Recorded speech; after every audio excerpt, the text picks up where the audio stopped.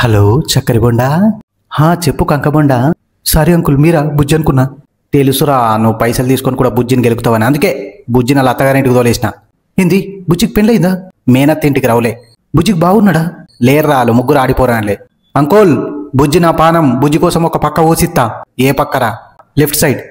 Right side ఎందుకు ఇవ్వరా? అది నా మరదలకి ఇచ్చిన. నీకు మరదలు ఉందారా? ఉండే.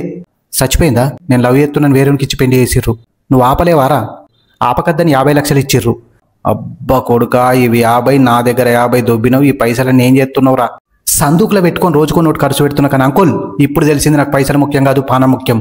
బుజ్జి అయినా పానం. బుజ్జి లేకుండా నేను బతకలేను. బుజ్జితో మాట్లాడకుండా నాకు చక్కర వచ్చినట్టు అవుతుంది. కాలు చేతులు అనుకుతున్నాయి. నాకు పైసలు వద్దు ప్లీజ్ అంకుల్. బుజ్జి కావాలి. ఎంత కావాలరా? ₹1,00,00,000. నేను ఇయ్యరా? నా కూతుర్నే ఇత్త, పెళ్లి చేసుకో. అద్దొద్దు, గదిని వేసుకుంటే నా బతుకు గంట పిచ్చగాడే.